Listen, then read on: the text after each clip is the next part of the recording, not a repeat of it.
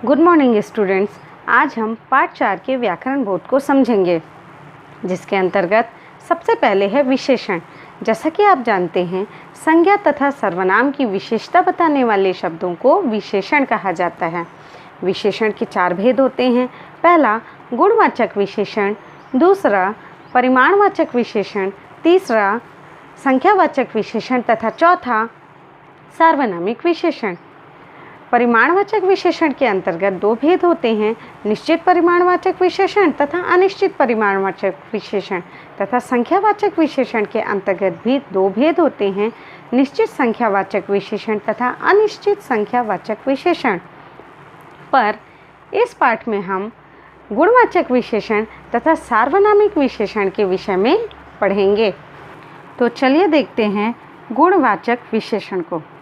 जिन विशेषण शब्दों के द्वारा विशेष्य अर्थात संज्ञा या सर्वनाम के गुण, दोष, रंग, रूप, आकार, प्रकार, दशा, दिशा, स्थान, गंध, स्वाद आदि का बोध होता है, उन्हें गुणवाचक विशेषण कहते हैं। जैसे हरे हरे उल्लसित नन्हे पौधे। तो यहाँ पर पौधों की विशेषता बताई जा रही है अलग अलग तरीके से। जैसे हरे हरे पौधों का रंग हरा है, उल्लसित अर्थात बहुत प्रसन्नचित, उल्लास से भरे, तथा नन्हे अर्थात छोटे। तो पौधों की विशेषता इन शब्दों के द्वारा दर्शाई जा रही है। तो यहाँ पर ये जितने भी रेखांकित शब्द हैं, ये गुणवाचक विशेषण कहलाते हैं। अब इसके बाद है सार्वनामिक विशेषण। ऐसे सर्वनाम शब्द जो संज्ञा से पहले लगकर उस संज्ञा की विशेषता बताते हैं, वे शब्द सार्वनामिक विशेषण कहलाते हैं। अर्थात इसमें ऐसे सर्वनाम शब्द होते हैं जो कि संज्ञा से ठीक पहले लगते हैं और उस संज्ञा की विशेषता बताते हैं।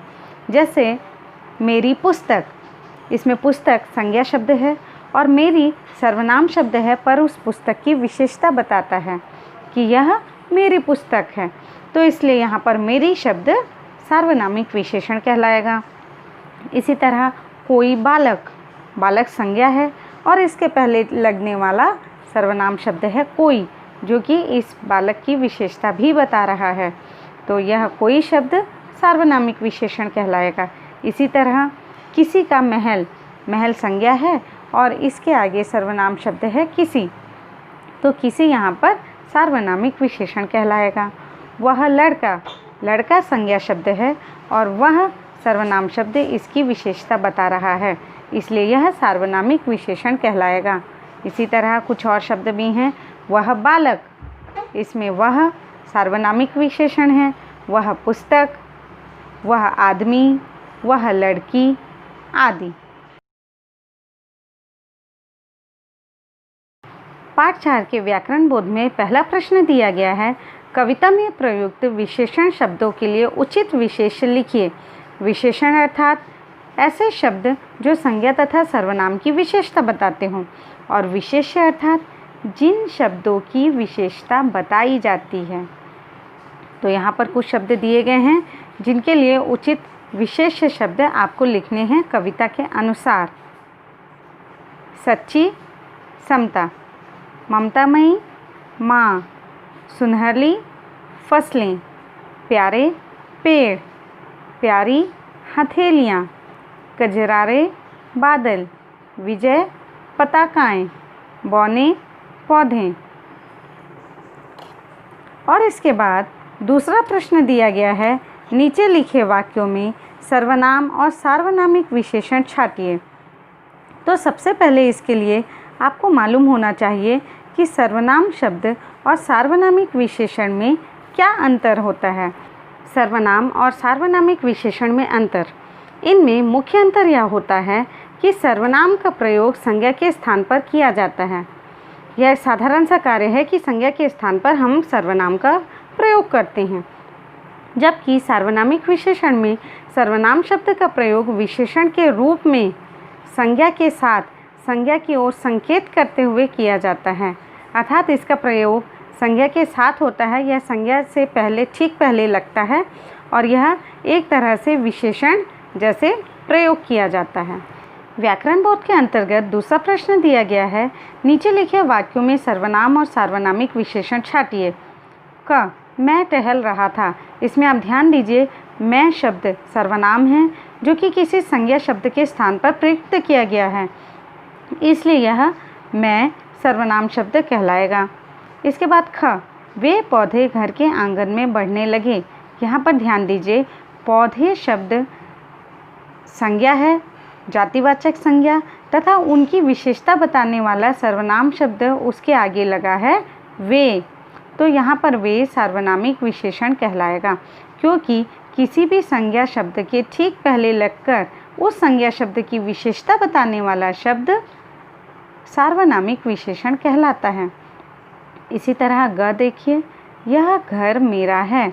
यहाँ पर घर संज्ञा शब्द है और इसके पहले लगने वाला शब्द यह सर्वनाम शब्द है, तो यह सर्वनाम शब्द घर की विशेषता बता रहा है कि यह घर मेरा है, इसलिए यहाँ पर यह सार्वनामिक विशेषण कहलाएगा। इसके साथ ही पाठ 4 का व्याकरण बोध समाप्त होता है। अब हम पढ़ेंगे पाठ 5 के व्याकरण बोध को। गुड मॉर्निंग स्टूडेंट्स, अब हम पढ़ेंगे पाठ 5 के व्याकरण बोध को, जिसके अंतर्गत सबसे पहले आता है पद परिचय। तो यह पद परिचय क्या होता है? बच्चों, आप ये जानते हैं कि शब्द क्या होता है? किसी भी वर्णों के सार्थक समूह को शब्द कहा जाता है, अर्थात वर्णों का एक ऐसा समूह जिसका कोई अर्थ निकलता है। सार्थक अर्थात जिसका कोई अर्थ निकलता है, तो वह शब्द कहलाता है। परंतु जब आप उसी शब्द का प्रयोग किसी वाक्य में करते हैं तो वह शब्द न कहलाकर पद कहलाने लगता है, क्योंकि वाक्य के अंतर्गत प्रयुक्त होने के बाद वह शब्द व्याकरण के नियमों से बंध जाता है, अर्थात लिंग, वचन, कारक इन सब के साथ में वह बंध जाता है, तो वह पद कहलाने लगता है। तो पद परिचय अर्थात होता है किसी भी वाक्य में प्रयुक्त पद के बारे में पूरा परिचय देना कि वह किस लिंग का है, कौन सी संज्ञा है या सर्वनाम है, कौन सा विशेषण है, अथवा किस कारक का प्रयोग उसमें किया जा रहा है। व्याकरण बोध के अनुसार पहला प्रश्न है, रेखांकित पदों का परिचय दीजिए। अर्थात जो वाक्य दिए गए हैं उनमें जो पद रेखांकित है उनका पूरा परिचय हमको देना है कि वह कौन सी संज्ञा है या सर्वनाम है या विशेषण है, कौन सा लिंग है, कौन सा वचन है और कौन सा कारक है। तो चलिए देखते हैं। क, मित्र पूछते, कहिए कैसी तबीयत है आपकी। यहाँ मित्र रेखांकित है, इस पद का परिचय देना है। ख में, अमृत धारा की एक शीशी सदा मेरे पास रहती है। अमृत धारा रेखांकित पद है, इसका परिचय हमें देना है। ग में, डॉक्टर महोदय मुस्कुरा कर चले गए। यहाँ डॉक्टर महोदय रेखांकित है, जिसका परिचय हमें देना है। और घ, मैंने कहा अब आपकी दुआ है। यहाँ पर मैंने पद रेखांकित है, तो इसका व्याकरण के अनुसार पूरा परिचय हमें देना है। तो चलिए एक एक शब्दों को, एक एक पदों को देखते हैं।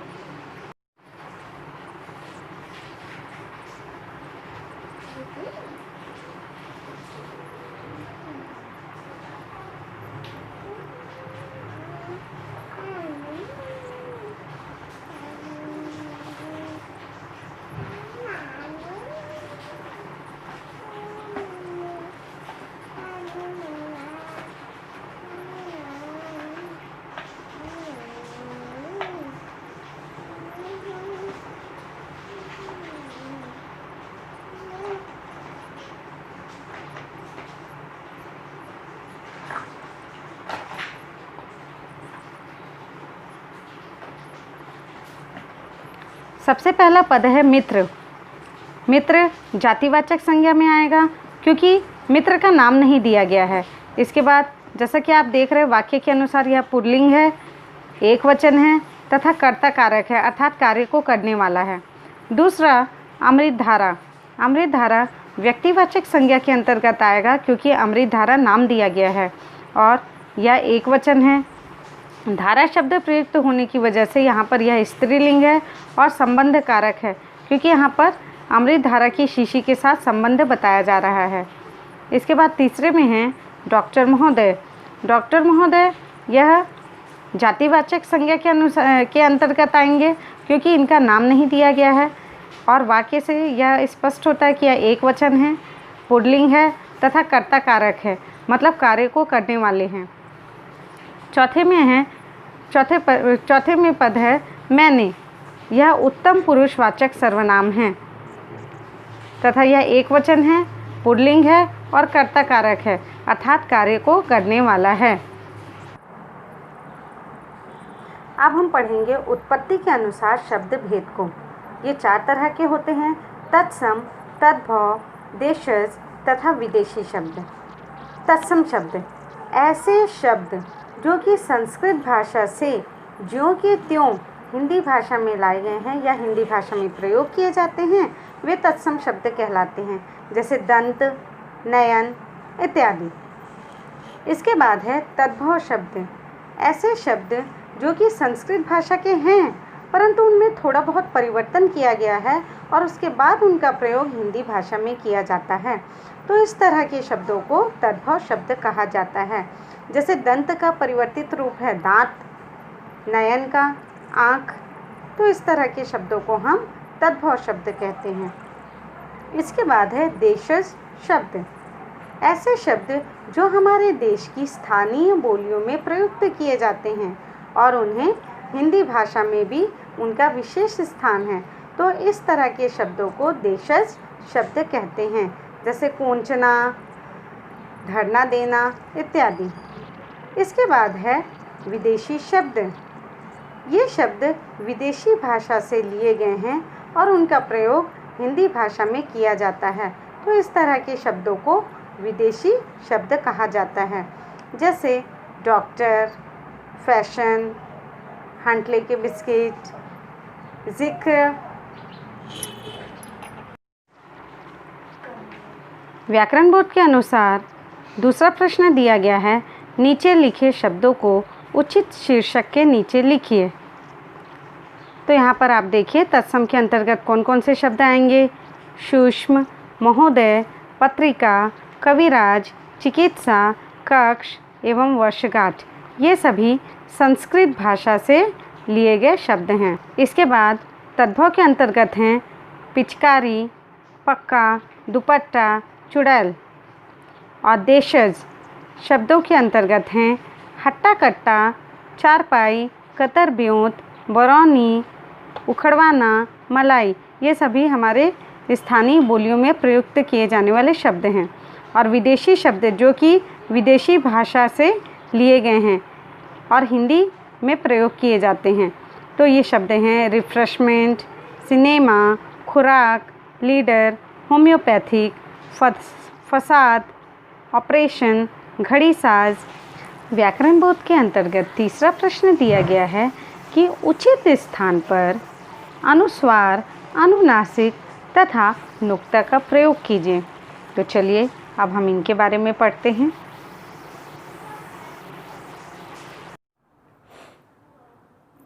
अनुस्वार का चिन्ह इस तरह से होता है, जिस तरह से अम की मात्रा में एक बिंदी लगी होती है उसी तरह लाइन के ऊपर एक बिंदी लगी होती है, तथा अनुनासिक में लाइन के ऊपर एक चंद्र बिंदु लगा होता है। जिस वर्ण का उच्चारण करते समय हवा केवल नाक से निकलती है, उसकी शिरोरेखा अर्थात जो लाइन होती है उसके ऊपर केवल बिंदु लगाया जाता है, जिसे अनुस्वार कहते हैं। तो इसकी खास बात यह है कि जब आप इन वर्णों का उच्चारण करते हैं तो उस समय हवा केवल नाक से निकलती है। किसी वर्ण का उच्चारण करते समय नाक और मुंह दोनों से यदि हवा निकलती है तो उसकी शिरोरेखा के ऊपर चंद्र बिंदु लगाया जाता है, जिसे अनुनासिक कहते हैं। अर्थात जब अनुनासिक लगे हुए वर्ण का उच्चारण किया जाता है तो उस समय बोलते समय हवा नाक और मुंह दोनों से निकलती है। इसके बाद है नुक्ता। नुक्ता एक अरबी शब्द है, इसका मतलब होता है बिंदु। हिंदी में अक्षरों के नीचे बिंदु का उपयोग करना ही नुक्ता कहलाता है। हिंदी में अंग्रेजी तथा उर्दू भाषा के शब्द निरंतर प्रवेश कर रहे हैं, उर्दू, फारसी इत्यादि, किंतु उनका शुद्ध उच्चारण करने के लिए हिंदी में लिपि चिन्ह नहीं है। इसलिए उनको शुद्ध रूप में रखने के लिए हिंदी के व्यंजनों के नीचे एक बिंदु लगाया जाता है। यह जो नीचे बिंदु लगाया जाता है यही नुक्ता कहलाता है। जैसे कि परंपरागत वर्ण हैं क, ख, ग, ज, फ, परंतु जब हम इन्हीं में नुक्ता प्रयुक्त कर लेते हैं, आप देखिए इन सब के नीचे एक छोटी सी बिंदु लगी हुई है, तो अब आप इसे पढ़ेंगे क, ख, ग, ज, फ। तो इसमें महत्वपूर्ण तथ्य साथ में ये भी है कि क, ख और ग में नुक्ते का प्रयोग अनिवार्य ना होकर ऐच्छिक है। मतलब आपकी इच्छा है तो आप नुक्ते का प्रयोग कर सकते हैं, और अगर आपकी इच्छा नहीं है तो आप नुक्ते का प्रयोग नहीं कर सकते। दोनों ही परिस्थितियों में यह उचित सही माना जाएगा। पर ज तथा फ में नुक्ता लगाना उच्चारण तथा लेखन दोनों में ही आवश्यक है। ज तथा फ में जब नुक्ता लगता है तो उर्दू तथा अंग्रेजी दोनों ही भाषाओं के शब्द बनते हैं। ज से युक्त उर्दू के शब्द हैं जैसे कर्ज, ताज़ा, ज़िंदगी, ज़िल्लत तथा ज़मानत आदि। इसी तरह कुछ और शब्द देखते हैं। ज से युक्त अंग्रेज़ी के शब्द रोज़, इज़, ज़ीरो, प्राइज़ तथा न्यूज़ आदि। फ से युक्त उर्दू के शब्द फरियाद, फतवा, फ़न, काफ़िला तथा फसाद आदि। इसी तरह फ से युक्त अंग्रेजी के शब्द कफ, फेल, फाइट, फाइन तथा फादर आदि। व्याकरण बोध में दिए गए शब्दों पर अनुस्वार अर्थात शिरोरेखा के ऊपर एक बिंदु, अनुनासिक अर्थात इस शिरोरेखा के ऊपर एक चंद्र बिंदु और नुक्ता का प्रयोग करेंगे। पहला शब्द है 35। इसमें अनुस्वार का प्रयोग किया गया है क्योंकि पै बोलते समय केवल नाक से हवा निकलती है, इसलिए 35 में पै में अनुस्वार का प्रयोग किया गया है। इसके बाद गंभीर। गंभीर में भी जैसा कि आप उच्चारण करते हैं उसी से आपको समझ में आ जाता है कि हमको किस स्थान पर अनुस्वार का प्रयोग करना है। गंभीर ग के ऊपर अनुस्वार का प्रयोग होगा क्योंकि गम बोलते समय केवल नाक से हवा निकलती है। पहुँच। पहुँच में हु के ऊपर अनुनासिक का प्रयोग किया गया है क्योंकि हूँ बोलते समय मुंह और नाक दोनों से हवा निकलती है, और अनुनासिक जिसमें लगा होता है उसे थोड़ा लंबा खींचकर बोला जाता है, तो हम इसे उच्चारण करते हैं पहुँच। इसी तरह दांत में दा के ऊपर अनुनासिक का प्रयोग किया जाएगा क्योंकि इसे भी बोलते समय हमारे मुंह और नाक दोनों से हवा निकलती है। इसके बाद है नज़ाकत। यह एक उर्दू का शब्द है, इसलिए ज के नीचे नुक्ता का प्रयोग किया गया है और इसका उच्चारण करेंगे नज़ाकत। इसी तरह मरीज़ों, यह भी उर्दू का शब्द है, इसलिए ज के नीचे नुक्ता का प्रयोग किया गया है और ओ के साइड में अनुस्वार का प्रयोग है क्योंकि इसका उच्चारण करते समय केवल नाक से हवा निकलती है। भांति। इसके उच्चारण से पता चलता है कि भा के ऊपर अनुनासिक का प्रयोग करना है। इसी तरह सुइयाँ में या के ऊपर अनुनासिक का प्रयोग करेंगे। रिफ्रेशमेंट में मेंट बोलते समय में के ऊपर अनुस्वार का प्रयोग होगा क्योंकि इसे बोलते समय केवल नाक से हवा निकलती है। इसी तरह रसज्ञ रंजन में र के ऊपर अनुस्वार का प्रयोग किया जाएगा, अर्थात आप जब किसी भी शब्द का उच्चारण करते हैं उसी से आपको समझ में आ जाएगा कि हमको किस वर्ण के ऊपर अनुस्वार या अनुनासिक का प्रयोग करना है। अगला है मर्ज। यह उर्दू का शब्द है, इसलिए ज के नीचे नुक्ता का प्रयोग किया गया है। संक्रांति में दो जगह पर अनुस्वार का प्रयोग किया जाएगा। रफूज चक्कर, इसमें फ़ा के नीचे नुक्ता का प्रयोग किया गया है क्योंकि यह एक उर्दू शब्द है। इसी तरह मिजाज भी उर्दू शब्द है और इंजेक्शन यह अंग्रेजी का शब्द है और इसमें इंजेक्शन इन बोलते समय ई के ऊपर अनुस्वार का प्रयोग किया जाता है। तो मैं आशा करती हूँ कि अब आपको अनुस्वार, अनुनासिक और नुक्ता का प्रयोग करना समझ में आ गया होगा। स्टूडेंट्स, मैं आशा करती हूँ कि आपको पाठ 4 तथा पाठ 5 के व्याकरण बोध से संबंधित व्याकरण अच्छी तरह से समझ में आ गया होगा। धन्यवाद।